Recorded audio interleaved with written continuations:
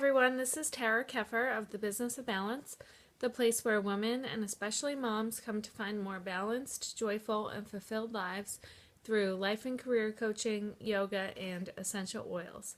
This is my weekly video series where I give some free coaching every week, and today I wanted to get a little more personal than I have in these videos before, and I'm going to talk about why if you think you're stuck in your life or your career, why you're never actually stuck. And I'm going to share my story of when I thought that I was stuck and how I got unstuck. So, I probably most people watching this know that I used to work in finance. I have an MBA and a master's in finance, and my undergrad degree was in economics, and I just kind of ended up going into that field. I was never really passionate about it. It was more because I didn't really know what else to do. And when earlier on, when I was younger, I had I thought for a little while maybe I would want to go into teaching or something like that, and I kind of got some pressure from my parents to do more because I had good grades and teachers don't make great money. I got a lot of pressure, honestly, to be like a lawyer or a doctor or go into business or do something a little bit more prestigious that made more money. And I didn't want to be a lawyer, and of all the subjects, science was my weakest for sure, so I didn't want to be a doctor. And so I ended up just going into economics and business and finance because that was kind of a safe route that, made good money, and I wasn't passionate about it, but that's what I ended up doing. And when I went back to school and got my MBA and my master's in finance, I met my husband, and he's in the Coast Guard, and I ended up moving to DC with him after I graduated from my MBA program. And I took a job in DC that was still in finance, so it was, what my schooling was in, what I had degrees in, but it was in corporate finance as opposed to like securities finance, which is what I was doing when I lived in Boston. So although it was still finance, it was a big change when I moved to DC to be with my now husband, my boyfriend at the time. And the job was okay at first. I was working for a defense contractor, and it was a rotational program that I started in. So my first rotation was good, but after that it kind of went downhill. And I knew all along that the job and the company was not for me long term. Like, even when people would ask me what I did, I would say, "Oh, well, right now I'm working for this defense contractor," and I would always say it as if it was a temporary thing because in my heart it always was. And so as time went on, my husband and I, we got married, obviously. And even though my job wasn't fulfilling, I found some fulfillment outside of my job. And I was always interested in yoga. Well, not always, but at least since I had graduated from undergrad. And so I did a program where I got certified to teach yoga, and I could do all the certification requirements on the weekends while I had my job. So that was an outlet for a while where I could do something I was passionate about outside of work. And then we had kids, and things got a little bit harder. And after we had our first child, I didn't really think too much about it when I went back to work afterwards, because in my mind it wasn't a choice to go back to work. It was a necessity and something I had to do because I had these degrees and I made good money, and I made more money than my husband, so how could I possibly not go back? So it was really hard for me to return back to work, especially because my husband was away on the boat a lot of the time. But luckily, I had family around at the time that could help me out a lot, because we just happened to be stationed where my family lived. So then we ended up moving back to the DC area. We had a second child, and we always planned on a third. And it was when we moved back to the DC area that things got even harder. We had a second child. The position that I took when we moved back to the area turned out to be something different than what I was expected, because we had so many different reorgs in the company and changes in leadership. And I ended up in a position totally different from what I expected, and that I was really unhappy in. And so between the kids and my husband having a very demanding job and me being in this position that I was just miserable in, I just became really unhappy. But I didn't know what other options I had, because we're in the DC area for just 3 years, and then I knew we were going to be moving again, and who's going to hire somebody that's, just going to be there for a couple years and then leaving. Not that they had to know that, but I just felt stuck, like I had no other options, because at least the company I was with allowed me to move to different places and stay with the same company.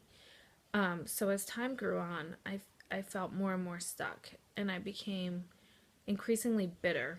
And I really, I haven't really talked about this to anybody, and now I'm kind of sharing it out there with lots of people. But I became increasingly bitter with my husband, because in my mind I blamed him for why I was stuck, because I took this job when I moved to DC for him. My options were limited because I had to move around for him in his career, and I felt like I was the one that always had to be there for the family, because his job always had to come first. So if the kids were sick or something like that, it wasn't a discussion who was going to leave work to go get the kids. It was always on me, and I had pressure to, I was making good money, so I felt like I was basically just doing more than my share, and that actually led to a lot of just bitterness. And while I didn't always outwardly show it, I was really unhappy, and I held a lot of it against my husband, and kind of even if it wasn't always outwardly, I blamed him for most of it. And I would just tell him things like, that I just felt like I was trapped, and it turned into, a lot of nights I would wake up crying at like 3 in the morning, because I just felt like it was too much. I felt like I was failing on the family side. I felt like I was failing on the work side. Didn't enjoy what I was doing, and I just became really miserable. And at the same time, my husband kept telling me, well, whatever you want to do, I'll support you. And even though he said that, I felt like there was nothing else I could do. I mean, in my mind, I couldn't leave this job and the money I was making, and, I had these degrees to back it up, but I couldn't necessarily just go get another job, because we had to move around for his career, and, we had 2 kids, and we're planning a third. So,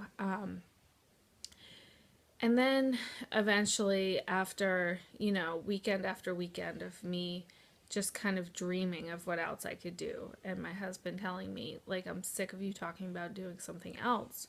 You should just go do something else. Like, I'm sick of the same conversation, and you don't do anything.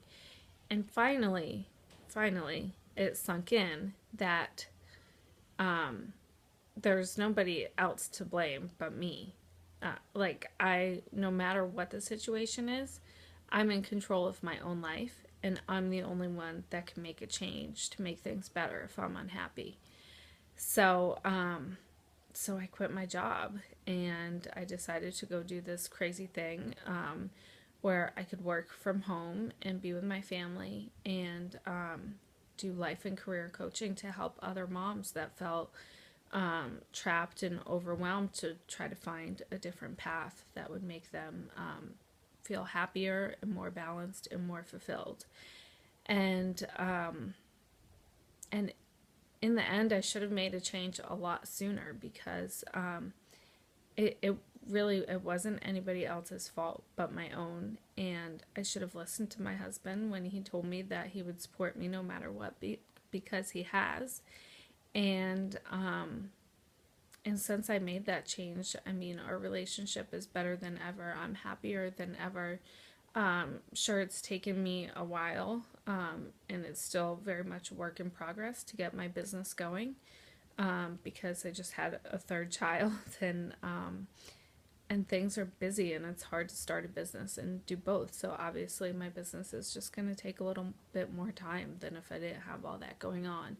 And now we're going to be moving again within the next couple months. So it's busy, but I'm committed to making it work. And I fully believe that no matter what the situation is, there's always other options. That's not to say I realize not everybody can just go and quit their job. I'm lucky. I feel really lucky and grateful that I was able to do that. But no matter what, there's always some other option. And in coaching, we could figure out what that is. There's always something, whether it's taking a class in the evening while you're still working. But you spend 40 hours a week, at least, at work, times about 40 years of work on average. That is a lot of time to spend doing something you're not happy with. So here's the bottom line of what I want to say today, is that life is too short to do something you're not happy about. If you're not happy doing what you're doing, you're the only one to blame, and you're the only one that can make it better and make the change.